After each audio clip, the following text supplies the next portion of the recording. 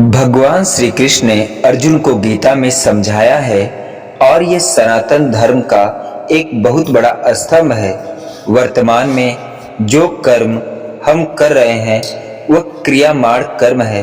वर्तमान से पूर्व हमने जो कर्मों का संग्रह किया हुआ है इस जन्मों में तथा इससे पूर्व अन्य जन्मों में वे संचित कर्म कहलाते हैं। इन कर्मों में से वह कर्म जो विधाता के विधान के अनुसार हमें इस जन्म में भोगने हैं वे प्रारब्ध कर्म कहलाते हैं। आसक्ति पूर्वक और फल की इच्छा से करे हुए कर्मों का फल आवश्यक रूप से भोगना ही पड़ता है, या तो इस जन्म में या तो अगले मानव जन्म में। यह फल अच्छा जो हमारे अनुकूल है, बुरा जो हमारे कष्टदायक वो प्रतिकूल प्रतीत होता है तथा इन दोनों अच्छे बुरे का मिश्रण होता है। भगवान श्री कृष्ण अर्जुन से कहते हैं कि मनुष्य के प्रारब्ध को आवश्यक रूप से उसे भोगना ही पड़ता है। इससे कोई बचाव नहीं है, ना ही कोई बच सकता है। भविष्य में किस व्यक्ति की जिंदगी में क्या होने वाला है यह भगवान को पता होता है। यह इसलिए है कि भगवान ने पहले से ही तय कर रखा है कि किसके साथ कब क्या होगा। बहुत से हिंदू संतों का यही मत है। ईसाई धर्म में आवागमन के चक्र को तो नहीं मानता, परंतु मनुष्य के जीवन में क्या लिखा है यह सब भगवान की किताब में होता है, इतना तो मानता ही है। कुरान में भी ऐसा जिक्र आता है कि अल्लाह को सब पता है कि इस इंसान की जिंदगी में वह धरती पर कल क्या आफत आने वाली है। यह सब किताब में लिखा हुआ है। अल्लाह ही करता है। जो कुछ भी होता है अल्लाह की मर्जी से होता है। अपने समर्थन में इस विचारधारा के लोग भगवान राम के पिता दशरथ और भगवान कृष्ण के भांजे अभिमन्यु का दृष्टांत देते हैं। इनका अंत समय आया जब इन्हें शरीर त्यागना पड़ा। स्वयं अवतार भी इन्हें नहीं बचा पाए। यह मत मानने वाले बताते हैं कि सब कुछ पूर्व निश्चित है।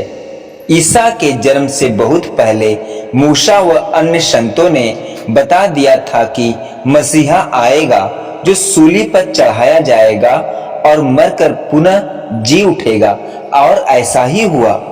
हर त्रेता में राम व द्वापर में कृष्ण अवतार होता ही है। रावण वध और महाभारत बार बार होते हैं। योग वशिष्ठ में काकभूषणी कहते हैं भगवान चाहे तो प्रारब्ध को टाल सकते हैं। अपनी कृपा करके इनके अनुसार भगवान के अलावा अन्य कोई प्रारब्ध को नहीं टाल सकता। कोई भी देहधारी तब विद्या योग बुद्धि अर्थ धर्म स्वयं की या दूसरे की शक्ति से भगवान के विधान को नहीं टाला जा सकता। भगवान श्री कृष्ण अपने गुरु पुत्र को यमलोक से वापस ले आए थे, और जब लाए तब उन्होंने यमराज से कहा था, कर्म बंधन के कारण आपके लोक में मेरे गुरु का पुत्र लाया गया है।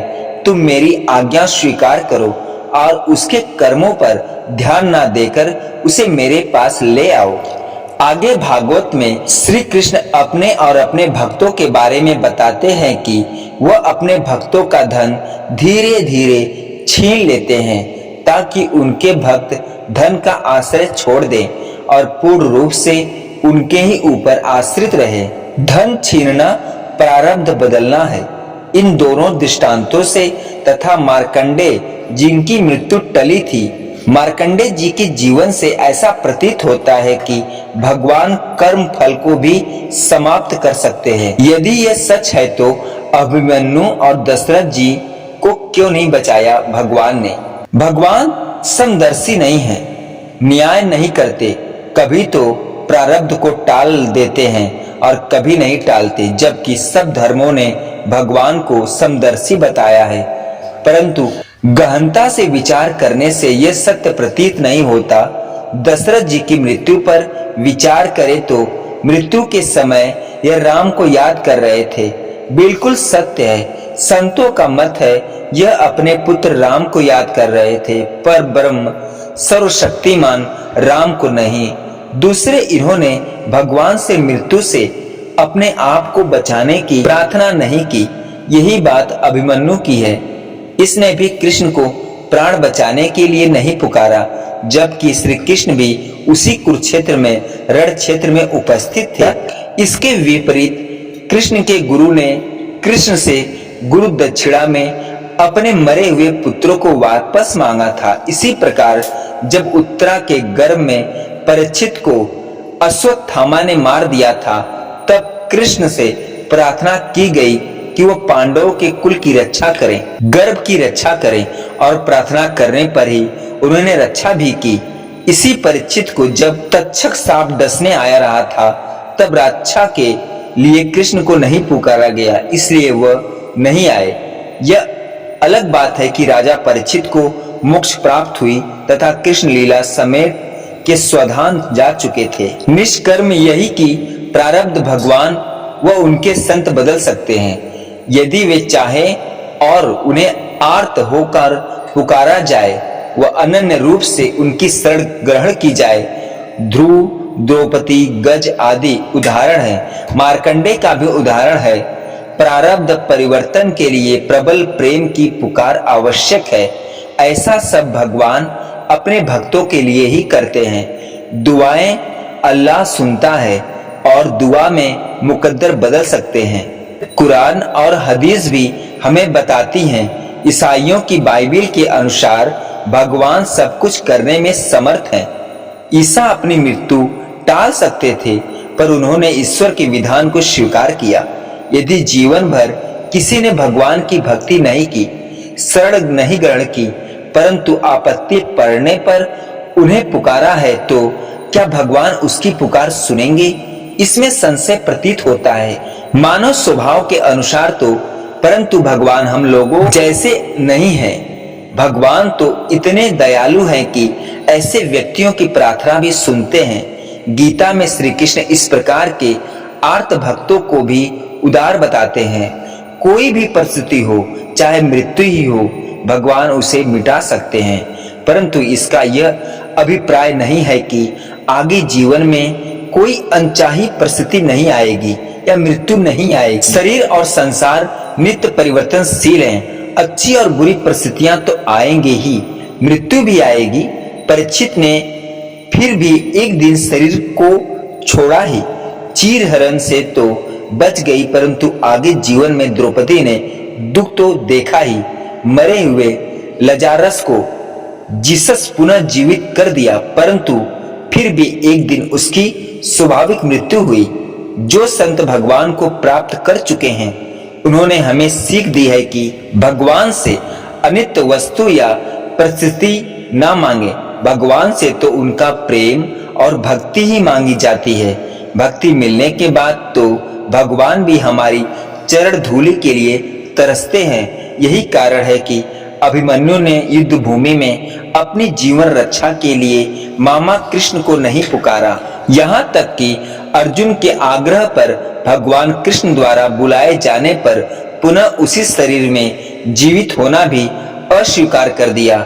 इस प्रकार अंगिड ऋषि ने चित्रकेतु को प्रारब्ध के विरुद्ध पुत्र दिया, परंतु वह अन्य रानियों द्वारा मार दिया गया। नारद जी ने जीवात्मा को बुलाया तो उसने चित्रकेतु को पिता मानने से इनकार कर दिया, और बचने के लिए राजा परीक्षित ने भगवान से याचना तक नहीं की। इसके विपरीत सुखदेव जी से भागवत सुनकर शांति पूर्वक स्वच्छता से शरीर त्याग कर आवागमन से अवकाश पाया। गजेंद्र ने जीवन रक्षा नहीं मांगी, अज्ञान मिटने की याचना की, जो ज्ञान या भगवान की कृपा से समाप्त होता है, और इसीलिए हरि ने उसे शाश्वत मुक्ति दी। निष्कर्म यह कि भगवान सब समर्थ हैं, सब पदार्थ देने वाले हैं, सब मनोरथ पूर्ण करने वाले हैं। लिहाजा प्रारब्ध टाल सकते हैं, परंतु नाशवान वस्तु, व्यक्ति या परिस्थितियां मांगने से क्या फायदा? धन का क्या मांगना, एक दिन समाप्त होगा। मृत्यु क्या टालना, फिर भी आएगी ही। समझदारी यह है कि भगवान से कुछ न मांगे, घोर विपत्ति आने पर भी उसे भोगे, भगवान का प्रसाद समझकर भगवान से भक्ति मांगे, उनका प्रेम मांगे, उनका धाम मांगे और हमेशा के लिए जन्म मृत्यु के चक्र से छुटकारा पाएं। सबसे उचित सीख हमें यीशु से मिलती है। उन्हें ज्ञात था कि उन्हें सूली पर चढ़ाया जाएगा। इसे टालने के लिए उन्होंने प्रभु से प्रार्थना की, परंतु प्रार्थना में प्रभु से यही कहा, जो आपकी इच्छा हो वैसा ही हो, मेरी इच्छा के अनुसार नहीं। तो दोस्तों, हम इस वीडियो से ये जान चुके हैं कि भगवान सर्वशक्तिमान है, वो जो चाहेंगे वही होता है। तो हमें भगवान पर अपना सब कुछ छोड़ देना चाहिए, बस अपना कर्म करना चाहिए निस्वार्थ भाव से। तो दोस्तों, ये कहानी कैसी लगी, ये वीडियो कैसी लगी, कमेंट में जरूर बताइएगा। अगर वीडियो अच्छी लगी हो तो भगवान श्री कृष्ण के लिए, भक्त वत्सल प्रभु श्री राम के लिए चैनल को लाइक शेयर सब्सक्राइब जरूर करिएगा। पूरा वीडियो देखने और सुनने के लिए धन्यवाद दोस्तों।